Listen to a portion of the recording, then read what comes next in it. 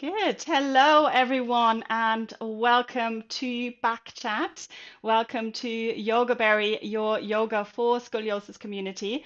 My name is Christine Yogaberry. For those of you that don't know me, that are new to my channel, and I am a yoga teacher, so I specialize in yoga for scoliosis. But one of my recent projects is this back chat, as I call it, which happens every Wednesday afternoon at 4 o'clock. That is UK time. That's where I am. And I usually have some guests here. Sometimes it's just me chatting about a specific topic, but I usually have some guests and we're talking about scoliosis. So today I'm very, very excited because I've got the amazing Ed Paget on here, which I'm sure a lot of you who have scoliosis, who've done any sort of research on the internet and especially on YouTube, will know, obviously. So here he is. Welcome, Ed. Thank you so much for your time. Thank you so much for being here and coming to chat with us. So I'm just going to check. I'm hoping that everything is all right, that you can hear me okay. So anyone who's joining us live, please feel free to ask your questions. Let me know, first of all, if you can hear me okay, because yes, that makes a big difference. I think I'm going to see if I can record this as well. Okay, there's somebody already saying hello, so that's already good news. That's good. Good, lovely. Ed, so shall we start a little bit? Do you have scoliosis yourself, by the way? That's something I couldn't find out. Yes and no. So I have a leg length difference with a mild scoliosis in the lumbar, and then I have some rotated vertebrae I think from work in my mid thoracic. It's not a classic, idiopathic scoliosis. Okay. So I do some work on my spine like that, but I got a whole bunch of other things in the back that I work. Who doesn't, isn't it? There's Yeah, always something, isn't it? yeah. Good. So I would like to know, and I would like to get back to the leg length difference definitely at some point as well. This is a topic that I've been discussing with lots of people over the last few weeks as well. Um, and how did you, so when I looked you up on YouTube, or I probably didn't look you up, you probably just pop up when you type anything in with scoliosis because there are a few videos I think that have got millions of views. Yeah. And then I checked, and that was quite a long time ago, isn't it? So it's, So that old video, I kind of want to update it and so on, but it's got so many views, so I keep it there. But I did that like I think 9 or 10 years ago, and okay. it Yeah. was just kind of me putting together, a few other people's ideas that we've been discussing, and I made this video with these ideas in a kind of sequential order, and it seemed that people just loved it and they watch it again and again and again, hence the views. Yes, yeah, no, it is brilliant because you're very clear, you make it very simple, and I think it's something where people can really they can get away from that and then see, oh, actually I can, it's really empowering. I can do something about this. It seems like there is hope. I think that's probably the best way to describe it. So, was that kind of the beginning of this journey, or how did you get into the scoliosis work? Yeah, good question. So I'm an osteopath, so I work with my hands, helping people, back pain, hip pain, whatever they come in with. And I started seeing intermittently teenagers with scoliosis and adults with scoliosis, and I wasn't 100% sure what I was doing with them because we're taught about scoliosis at college, but we're not really taught to manage it. It's more of a specialism.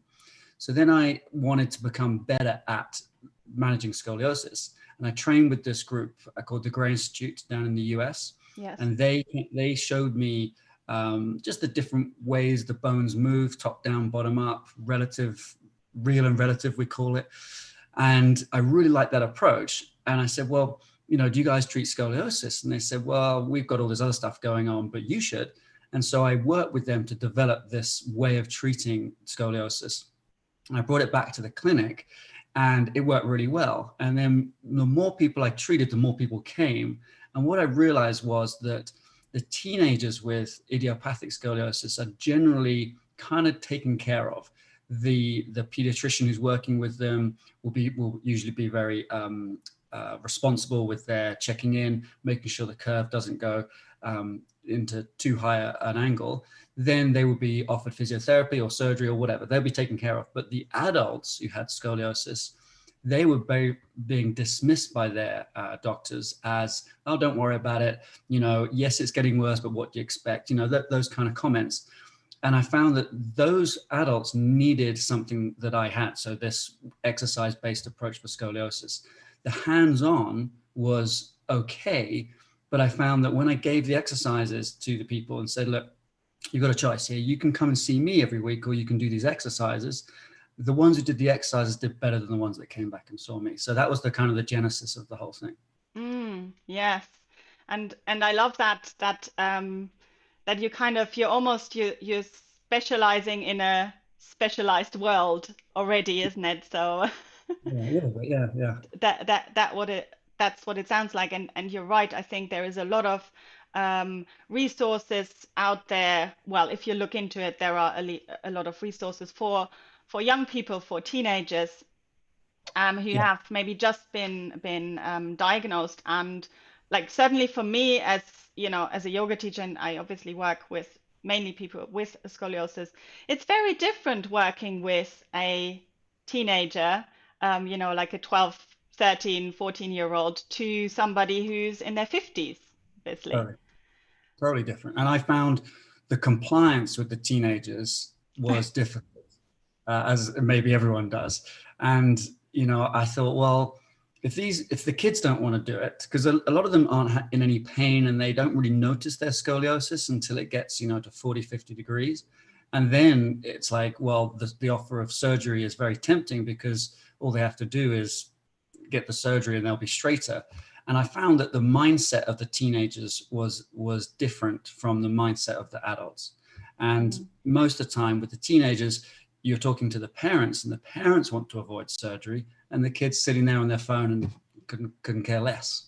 Yes, But some, you know, having said that, some teenagers are really good and follow the program exactly and have good results. yes. But generally I get more feedback from adults. From adults, yes. And do you find that there is a particular kind of age range when, so I always wonder, is it scoliosis that actually starts when you're an adult, or is it scoliosis that maybe was really mild and kind of went undiagnosed and then it just became worse? Is there? Mm. Yeah. Well, you've probably seen this as well. You've got the ones as teenagers, that the mild ones, and that's generally the reverse S curve. You know, the thoracic right and the lumbar left. Hmm. And you know, a person strong and healthy and fit and active, 20s, 30s, then they have, this is what I find, they have a couple of kids, and whatever happens, the strength goes slightly, maybe there's a hormonal change, maybe the core has changed, and then the 40s and the 50s, they start getting back pain, and then they start to notice their scoliosis sometimes getting worse, or they notice their scoliosis is becoming more painful. So that's the one group that always had the scoliosis, or since they were teenagers. And then I think there's the other group, which is the adult onset scoliosis, which is more degenerative, and that usually presents in a lumbar curve of either left or right.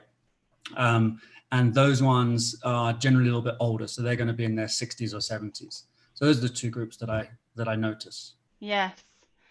Yes, good. I'm just going to have a quick look at the chat here. So I just want to say hello to a few people who are joining us here.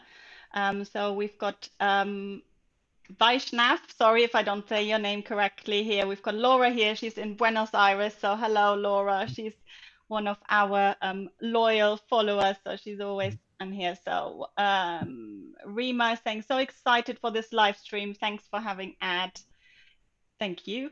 Um, Hello from Manitoba. Where is that?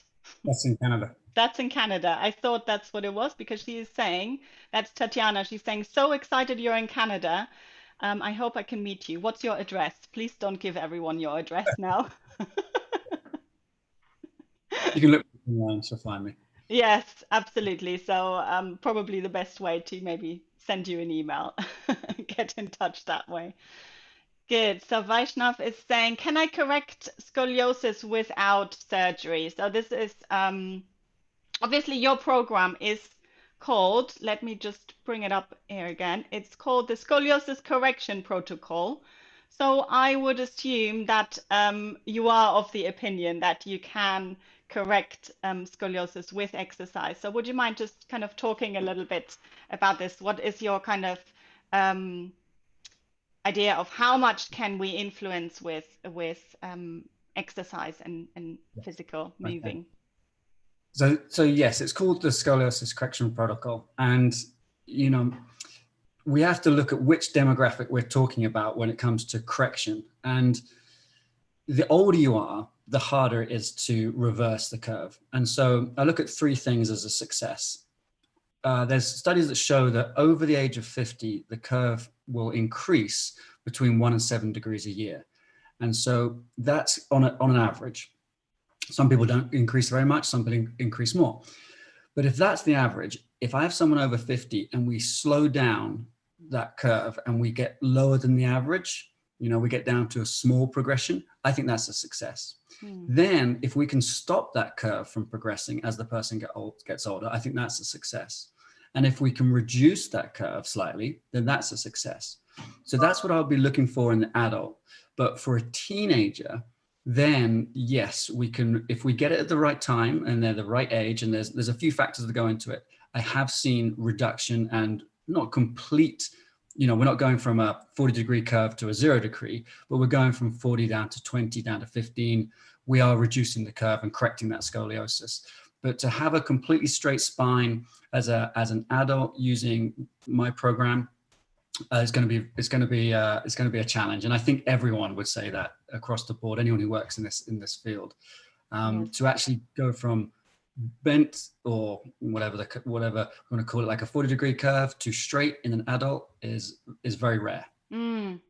Yes, and then yeah, you kind of also want to kind of keep in mind, or sometimes we have this idea in our mind, and I have scoliosis myself, so I have been kind of living with this for a long time, and you have this idea in your mind that um, there's somewhere to go to, so you have the scoliosis and you don't want it anymore, Right. but you're just kind of driving yourself crazy in this way if you start to think because you always will think that there's something wrong with you, and there's something obviously you need to fix Mm. completely.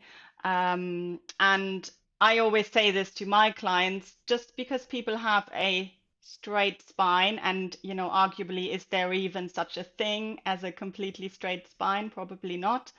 um, doesn't mean that they don't have pain. And you were already saying, you've got other things going on with your back, Yeah. obviously, as well. So Yeah. sometimes I I look think it's overrated.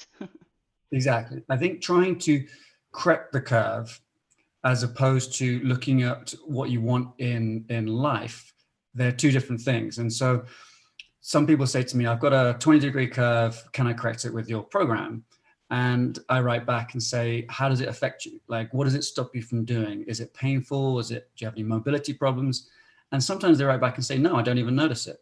And a 20-degree curve, when you're looking at someone, it's very hard to even see that. And they've probably discovered it incidentally on an x-ray for something else. And then they're worried about the curve. And so I try and say to people like that, I say, well, we can work on it. And if you do exercises every day, it may well reduce. But, at the same time, you can go through life with a mild scoliosis and never even know about it.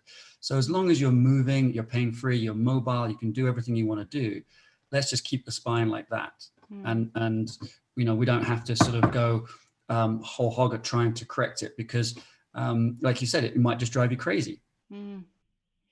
Yes, absolutely. Shall we talk about, I would love to know a little bit more about your approach and the maybe the types of movement Sure. that you offer and where this is coming from. So there's a few things I noticed already on like from what your previous experience is, but maybe you can talk about that, because it's not yoga, it's not Pilates, it doesn't like fall into a category, it does it? No. So with the training I did with the Gray Institute, we talk a lot about you moving the body with respect to gravity. And I'll just get a little technical for a second there. We've got the proprioceptors in the body. And the proprioceptors are the little kind of receptors in the joints and the muscles that feed into the nervous system where the joint is in space and how it's moving.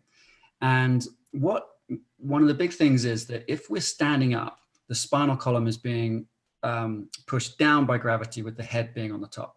Mm-hmm. So all the little receptors in the spine are feeding up into the brain, and they're saying, this is standing up, this is the pressure we're feeling, and the brain is then putting information back down to the spine, the postural muscles, and so on.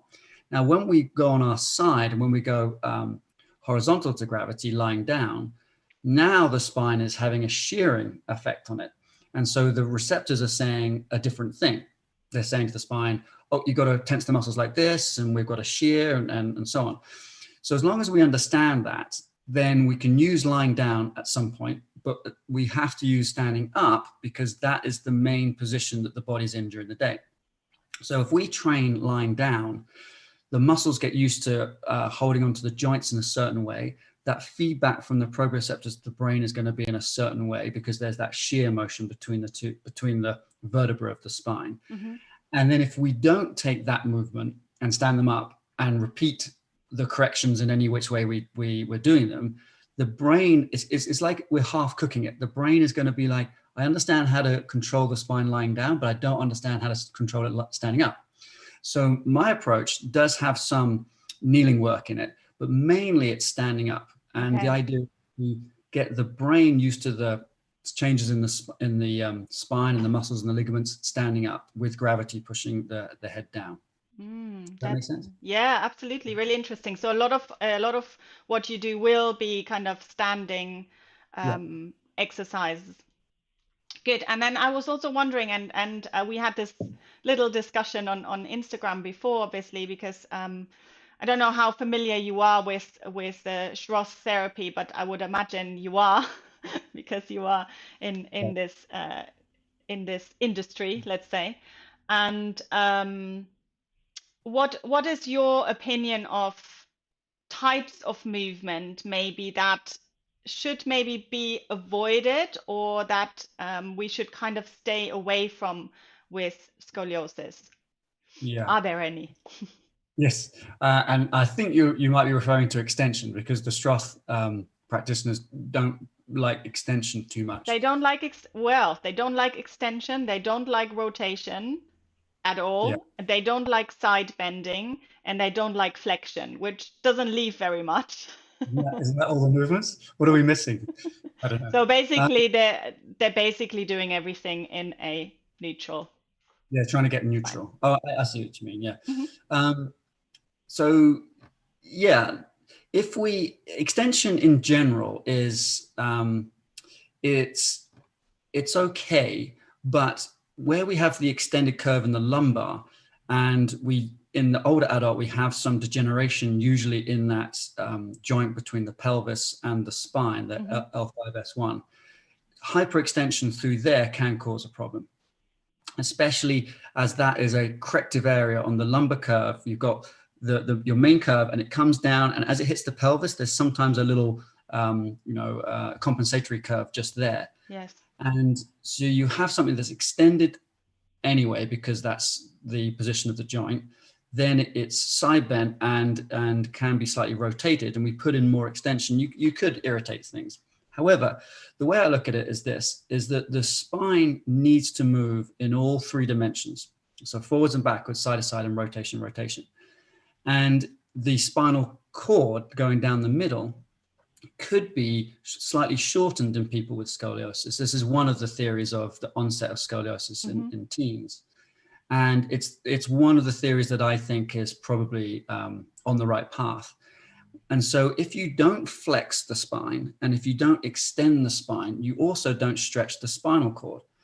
And when I say stretch, I don't mean like you're pulling it like this. Yeah. I mean you're gently mobilizing it. And over time, if you do like a cat-cow position and you're going into the cat-cow, you're going to slowly stretch that spinal cord. And over time, the nerves will actually get longer, or they'll lay down more tissue, and we can take the pressure off the nervous system, which will then hopefully allow the spine to become straighter.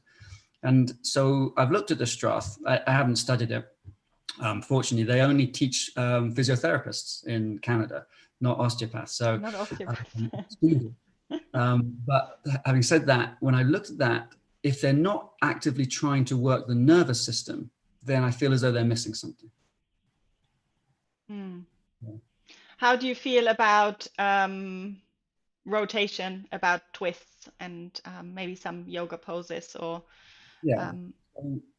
When a person understands what type of curve they have, when the spine bends to the, let's say the left, which is the most common way for the upper spine to bend in a reverse S curve, there will also be a coupled rotation movement, and that's what produces the rib hump. Mm-hmm. And so I think if you're going to do yoga and you realize that your upper back is already rotated to the right, and you kind of understand that, then trying to get an equal rotation both sides is not going to happen. And I think this is where I see some of my adult clients make a mistake. They're like, oh, I'm really stiff going to the left. I'm like, well, that's because you're already rotated to the right. So going to the left, you have to go further and further and further. And they try and work too much, and they push themselves too much to try and get symmetry. Whereas if they understand that there's a rotation and they understand there's going to be a difference when they do yoga, that can help. And then I would also say that we want to try and rotate the spine back towards neutral. Mm-hmm. And so if my ribs are rotated to the right, and so I've got the rib hump on my right side, I would like to see the majority of the rotations being to the left to bring those ribs forward. Yes. Rotations to the right are going to be okay, but they're not going to help the scoliosis. Yeah. Does that make sense? So we are basically, so if you are practicing yoga, and yes, there will be one side which is, we're like, oh, I can go all the way around, and then the other side, you'll feel that resistance. So that's the side you want to maybe spend a little bit more time on. I think so, but I'm not sure what the Stroths or other people say on this, but some people say, well, never go to the way that it's rotated, because you're just going to make it worse. But if you think about the joints in the back, they're kind of like this, right? They're called the facet joints. Yeah. And so they slide forwards as you bend forward and backwards, and they rotate like this. If you never rotate to the right, then the capsule on this side is going to start getting a little stiffer. It's not going to be used the way it should be. Yeah. And you're going to find all the other movements actually get harder. So I think you need to lubricate as in move in all 6 movements, 3 planes or 6 movements. But you just need to do a little bit more to derotate your spine. That's all. Yes. Okay. Good. So that's good news. There's a way of looking at a joint that if you stretch the opposite way, let's say I've got my hip joint. If I stretch into extension in my hip joint, it will actually help flexion, which is a kind of a weird concept. But when you look at the capsule that goes around the joint, it's circular. So if I'm stretching backwards, I'm also going to be stretching a little bit at the front or the back, which will actually help the opposite movement. So because the capsules, the actual anatomy of it is very kind of rotational in its design through a lot of the joints in the back and through the ribs. Any movement one way will also help the opposite movements. Yeah, really interesting. Yeah, both ends of the spectrum. Yeah, and then I saw that you did you've got some background in somatics, I think, as well. And I've just read Thomas Hanna's book, Somatics, I think it's called. Yeah. But I mean, this is different because obviously we're not talking about joints, we're talking more about connective tissue. But I find that also interesting that you're kind of going into the movement and then you're slowly releasing from it, isn't it? To find. Well, Thomas Hanna, I think it's in the book where he talks about this concept of pandiculation, which is taking a joint from full range one way, let's say the shoulder joint here, to full range the other way. And he says that most animals do this kind of pandiculation. And a good example is a dog, which does that kind of, that downward dog stretch. And then they do like a little shake. They've gone all the way one way and all the way the other. Yeah. And he talks about how birds do it. And I look for this now, and I was watching these bats a while back hanging on the wall.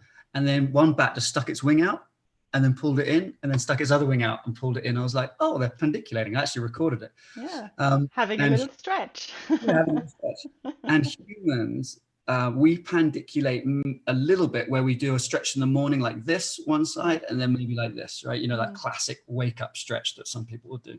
But other than that, we generally don't pandiculate in our day to day. And he also noticed that animals in captivity don't pandiculate like animals in the wild. And so, you know, there's that kind of zoo human thing that's trendy to talk about now. So maybe we're actually in captivity. But the point is, he identified movements on different movements which pandiculate, which stretch a muscle to its full length and contract it to its full contraction, so that it tells the body, and this is the way I explain it, it tells the brain, hey, look, this is the limit of your movement outwards. This is the limit of the movement inwards. Your set point should be here. Whereas if we never take it to its full range and its full contraction, the body puts the set point, you know, somewhere where it shouldn't be. And, you know, the classic example will be the front of the hips in sitting. You know, for 8 hours, a lot of people are sitting like this. The brain says, well, if we're always going to be short, we may as well make the set point of this muscle short. And if you don't take it to full extension and full flexion, again, at some point during the day, over time, your hip muscles tighten up. And, you know, everyone's experienced that at some point. And so pandiculation for those tight areas of the curve, for the concavity, that's where I use those. Okay. Yes.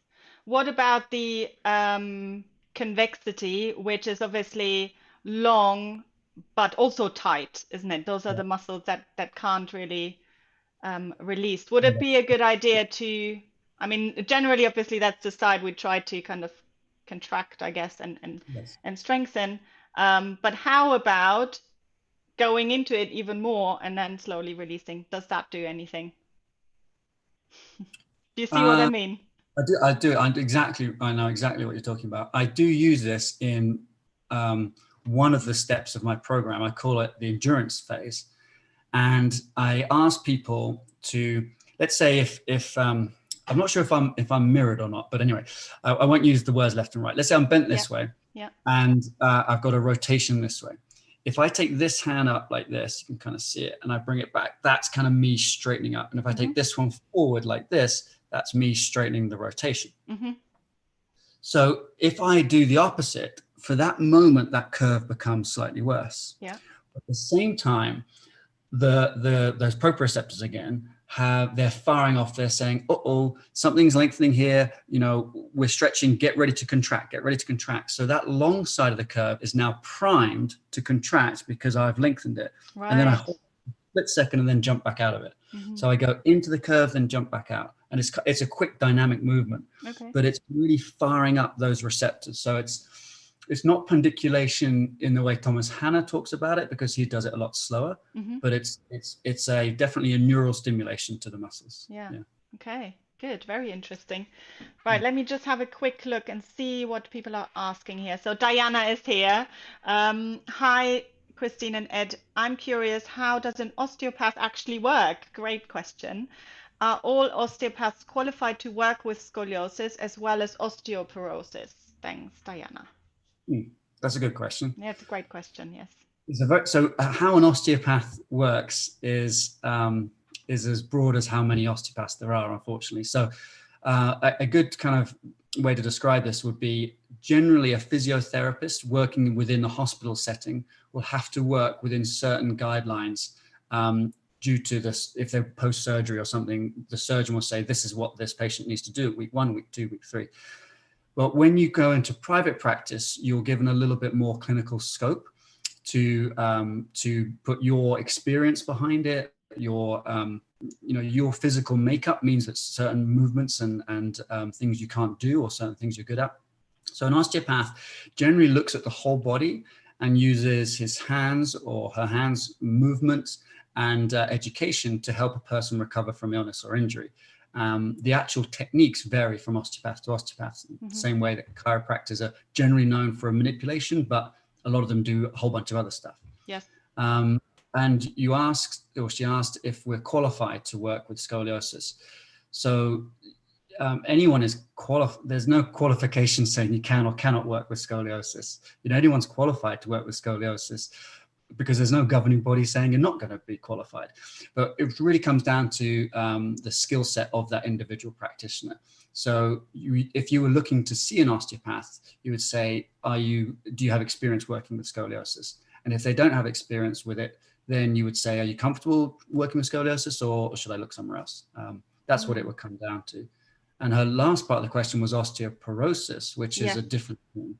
That's a thinning of the bone faster than we would expect it to be thinning. And is an osteopath qualified to work with that? Yes, that should be revealed to the osteopath. They should ask about that. But generally, there's certain techniques you wouldn't do necessarily with a person with osteoporosis. But other than that, you need to work with them with a little bit, perhaps with their diet, a little bit with their strength training, to try and slow down or stop that osteoporosis. But yeah, osteopaths know about that for sure. Is there like a standard training for osteopaths, or is it kind of like the yoga world? So one yoga teacher can be Yeah. completely different to another yoga teacher. How does it work? In countries where it's regulated, there is a standard training. Yeah. So in the UK, there's each college has to meet a certain standard, and there's a governing body, and the governing body is quite vigilant to make sure we're all towing the line.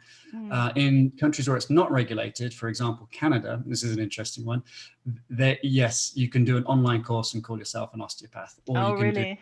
Yeah, I've got a four-year degree in osteopathy, and prior to that, I had a 3-year degree in kinesiology, or exercise and sports science. So 7 years of higher education. And there are osteopaths in Canada who do I think the shortest course I've seen is a 9-month part-time online course. And so if you're in Canada or a country where it's not regulated, then it's worth doing a little bit of homework on your qualifications. Yeah, no, that's a great point actually.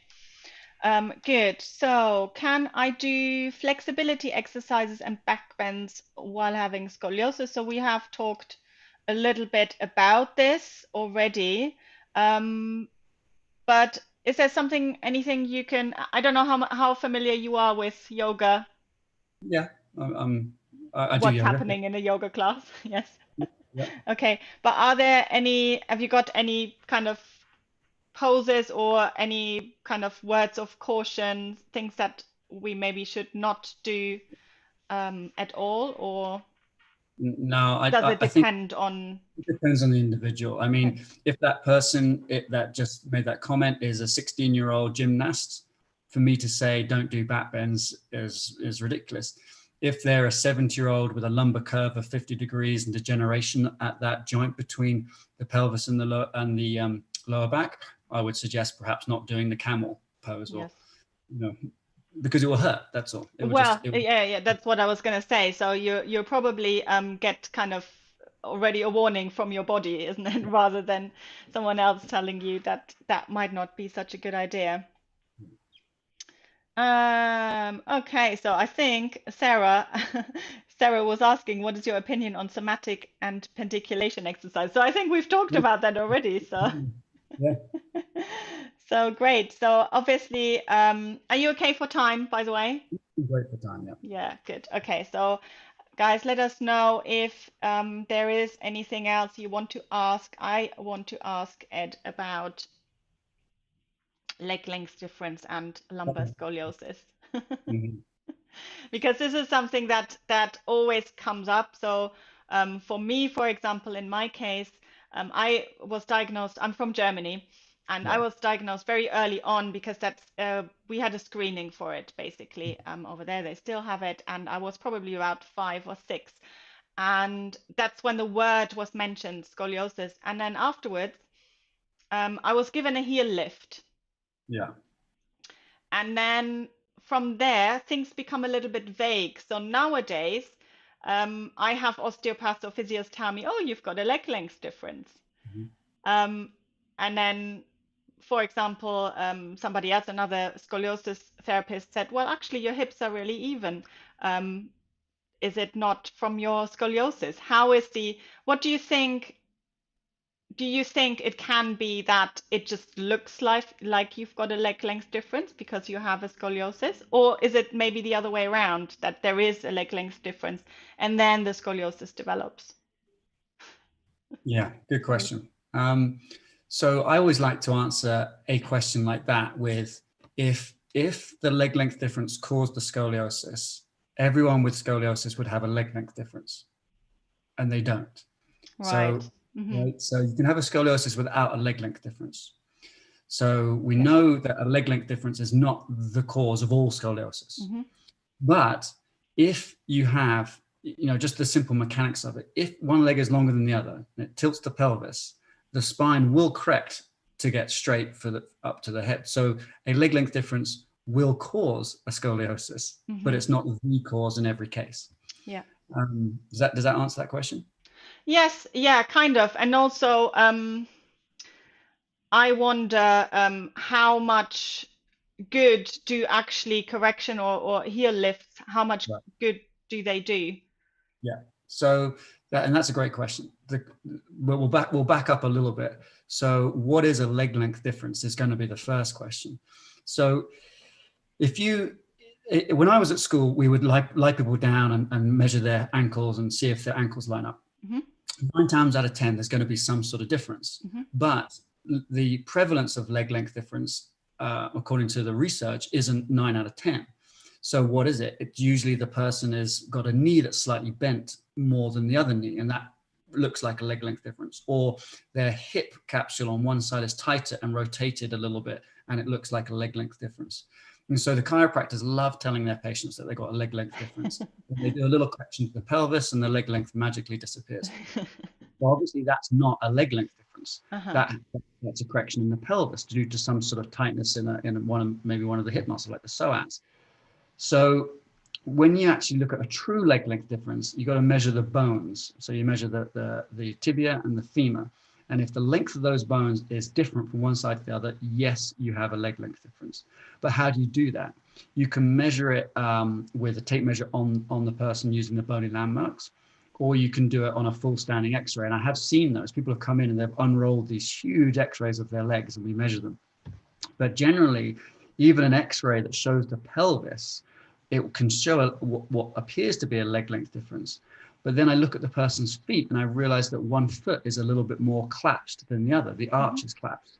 So they've got what I would call a functional leg length difference, because the collapsing of the arch has pulled the hip down, or they habitually stand with one knee bent, which pulls the hip down. Does Hmm. that make sense? Yes, yeah, absolutely. So to actually ascertain whether a person has a true leg length difference, they have to kind of go through maybe an x-ray, maybe like 5 or 6 different tests. And in my program, I ask people to look at this. And I think I've got 4 tests, and they have to have a positive result in each test for us to say, yeah, there's a leg length difference. But even in those tests, I don't know if it's coming from their foot, their knee, or their hip. Mm. So I asked them to do specific exercises to each one of those areas.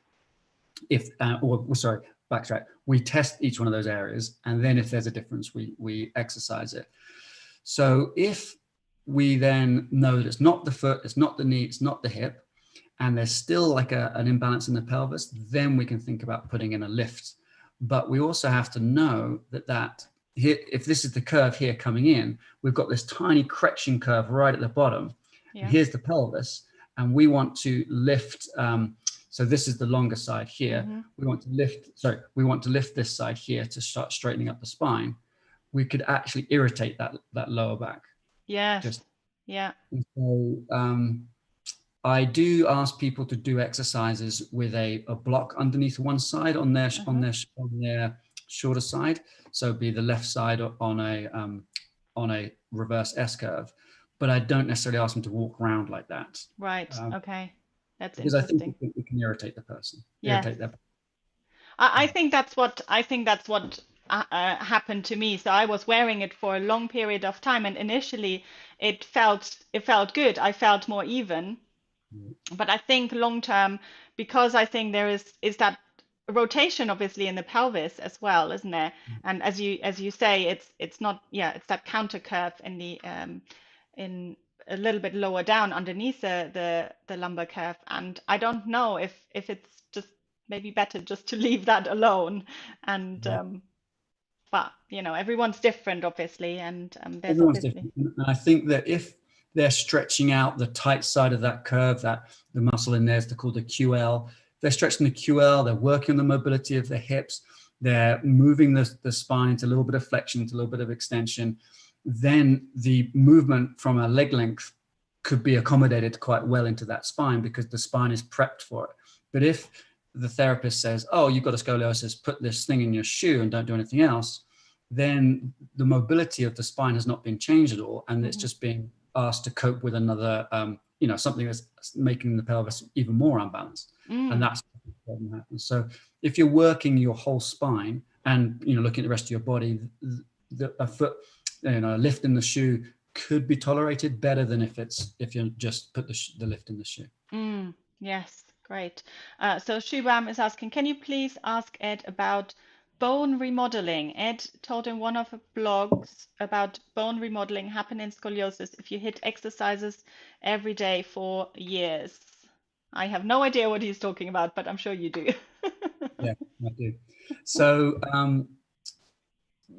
there's a principle of the bone growth called Wolff's law, and Okay, basically, yes, I know that one. that one. Yeah. Yeah. So a bone will lay down more tissue if it's under stress. Okay. So studies of ancient humans show that their bone density was more dense than ours because their lives were more stressful, using lifting weights, not weights, but lifting loads and that kind of thing.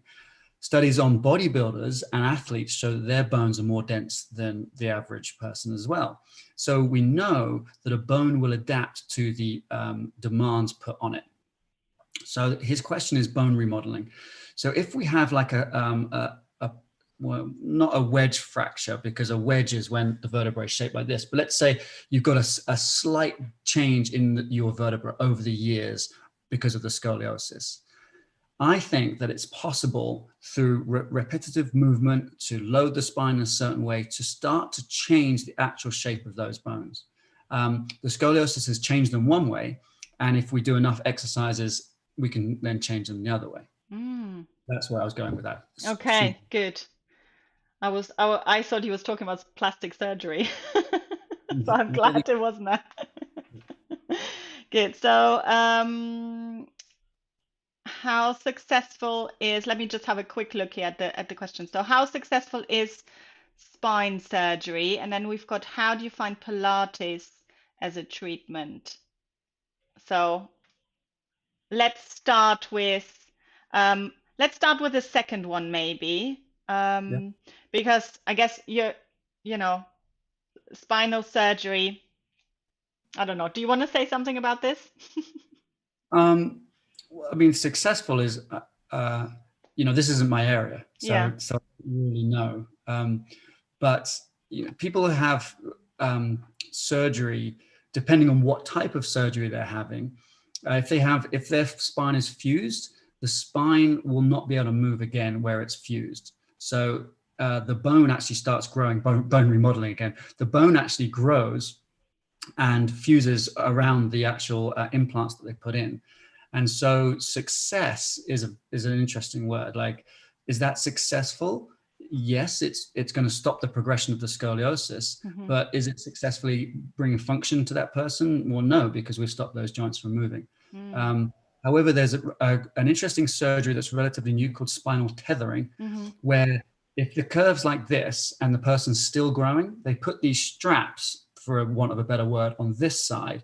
And as the curve grows, the straps as the spine elongates like this, the strap doesn't allow this bit to grow anymore, and it starts to straighten up the curve. So it's quite clever, and it's minimally invasive. So there is progress in spinal surgery, but over the last 30 or 40 years, there hasn't been much progress with scoliosis. Even though, I mean, I have seen people who are kind of in their, let's say, 50s that literally can't move because they have that Harrington rod in there. But then I have seen younger people who've maybe had their surgery like 10 years ago, or less, that have actually some mobility as well. So you know, Where the rods are, where the or rods are, yes. So I think they're just a little bit more, I think they're the titanium ones or something. right? So they Yeah, and have a there's little lots of bit more different types of movement. surgery. Mm, I'm not an expert in that by any yeah. means. Okay, But the so Pilates, let's talk about um, Pilates then, or different exercises. If, people maybe don't have access to somebody who's, just targeting scoliosis, what is a good kind of type of exercise to do? that's a great question. And from my point of view, if they want to slow down, stop, or even reverse part of their curve, they have to address that curve specifically. If they wanted to keep their body mobile and strong and keep their core strong, which may actually in itself slow down and stop that curve as well, I don't know, then Pilates is going to be a good option. Mm, But specific, it's not, in my opinion, unless your instructor is tailoring it for your specific curve, it's not specific enough. It's general exercise. yes, yeah, absolutely. Good. So Lamia is saying, hello, when I practice, I see my legs and arms not be straightened. There is some bend. Can I know why? Hmm, Mm. tricky one. Yeah, she might be talking about her knee joint not going Yeah. straight, or her elbow joint not going straight. That's less spine, more peripheral joints, and she would just need to work those joints individually and try and get them straighter. Mm-hmm. But Yeah. do you feel like well, obviously with the whole body works kind of Yeah. together, obviously, and do you feel like things that might be, that there is a scoliosis that it might affect other things somewhere else? Um, Uh, yes. Oh, I see what you mean. Could the scoliosis affect her ability to straighten her arms? Maybe. I can't think of a reason right now. But with the knees, yes, because mhm. of the pelvic shift, it's sometimes more comfortable for a person to hang out on one hip and then you bend one knee. And habitually over time, that bending of the knee means that the fascia and the muscles shorten and then they have trouble straightening it. So, Straightening yeah, it. that Hmm. can happen. Great, thank you. Good. And then the last one we've got here. What do you think about braces? So Um, corsets yeah, I know I rather get than asked. teeth. Yeah, wait, or both. Interestingly, Or I both, mean, yeah. yeah, because uh, it might be a coincidence, but a lot of my younger clients who have scoliosis also have braces. And I started noticing this. And there are some studies which show, there's a really good study on rats actually, which show an x-ray of a rat, then they put a filling on the rat's tooth and they make it slightly proud. And when the teeth come together, the teeth are actually the hardest substance in the body. The enamel's harder than bone. And the bone actually adapts around the tooth. And within a week, this rat had a scoliosis. Wow. Then they the filling off and the scoliosis went. And I then asked my dentist friends who I work with in Calgary, is this possible in humans? And they actually pulled up some studies. They were only case studies. They weren't like of one human, but they would find that they would get the bite right and the scoliosis would get less. So bracing, I think if it's purely for cosmetic reasons, then if the bite isn't addressed properly, it could affect the scoliosis. Mm. But but nowadays, good dentists are not just about the cosmetics; they're more about getting the alignment right. Yeah, that's And really then interesting. Yeah. it is interesting. Like I see that a lot. So one of the tests I ask people to do is actually a simple bite test. Does one side hit before the other? If it does, then every time you take a bite, your jaw is going tunk tunk tunk tunk, which then is going to tweak your neck, which can go Yeah. downwards. And then bracing for the scoliosis, the research shows that bracing can be effective at stopping the progression of a curve. There's a study, I think it's called the brace study, where they put these monitors within the actual within the brace, and they monitored how long people wore them for, what kind of activities I think they were doing in them as well. And they worked out that the longer you wore it, up to 18 hours a day, the better outcome you'd get. But interestingly, when you dig into the data of that, it also showed that if people didn't wear it, the control group didn't have as good outcome. But it also showed that some people who didn't wear the brace for 18 hours a day, some of them at just like 5 or 6 hours a day did quite well as well.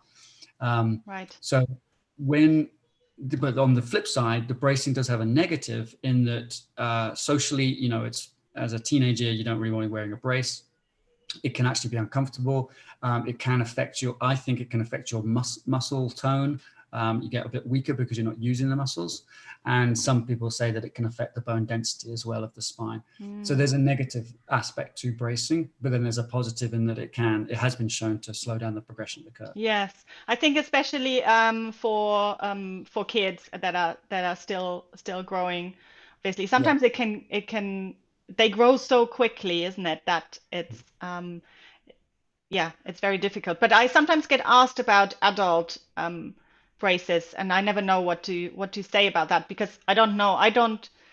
I haven't got any experience with it, but just from thinking about it, I don't think it can be a good idea. But I don't know. What are your Well, thoughts? it shifts the brace will be an external kind of hold for the spine, and it shifts the emphasis away from your own muscles. So you end up relaxing into the brace. And I would have thought, and I haven't followed this up, this is speculation, but you wear the brace for some time. If you don't do any exercises, you're going to be weaker at the end of it and maybe ultimately get a worse curve. There is an active brace called the Scoliosis, Yes. and I've looked at that. I looked at the research behind that, and that actually looks quite compelling. But it's best for smaller curves around 30 degrees. Right. Over that, they don't have. They say that it works well, but they don't have much evidence to say that it works well. But Okay. what I like about it is you can still do your movements with a Scoliosis brace on. Yeah. Yeah. Good. Right. So Diana is asking about specific exercises for right thoracic, left lumbar, but I'm sure you've got a lot of content Yeah, um, my YouTube is good on for your that. YouTube is probably a good place to start with, and then you've got online courses as well, isn't it? Um, how long does it take for scoliosis to progress with general practice, like cat-cow or side bend plank? So I think he means, Regress. let's rephrase the question. How long does it take to reduce a curvature with exercise? Yeah, yeah. And those specific exercises as well. I don't know. What you might know the name of the doctor in the US who just does the side plank. Dr. Uh, Fishman, yes. I've done an Fishman, yeah. interview with him as well. Yes, yeah. That would be the person to ask. And my thought would be, it depends. It depends on your curve, depends on your age, depends on your fitness status. We can't give an answer to that, unfortunately. Okay, good. Does Ed think that using a Scully roll helps to reduce scoliosis? I don't know. Have you heard of that? I don't know what that is actually. I don't know what a Scully roll is No. either. Okay. So, Good. Lovely. Well, thank you so much. I've taken up so much of your time. okay, all good. Good. So, yeah, thank you so much for talking to us today. And I did put some links, obviously, in the description as well. But what's your preferred way of people getting in touch with you? What's the Right. best Yeah. way? So I have my website, edpaget.com, and you can ask questions. You can contact me through there, through our email. And I have an online course as well called the Scoliosis Correction Protocol. And what I do is I open up a week where people can actually enroll in the course. And then we do 4 weeks of Zoom meetings. And I take people through the course, not necessarily holding their hands, but I'm available to ask questions. The course is actually a video course, and it's it's very self-led. You just go video 1, video 2, video 3, video 4, but I'm there to answer questions. So if a person's interested in that, they can sign up at scoliosiscorrectionprotocol.com, and then that will put them on a list, and I'll tell them when the next opening is coming. Okay. And there's one currently running, isn't there? And how Running. often are you running them? It depends on demand, to be honest. So this one opened on the August 13th, and then the next one I think will probably be in November. Okay, brilliant. All right. Thank you so much. It's really, really nice to talk to you. I've been following you for a while, obviously, so it's really Likewise. nice. Yeah.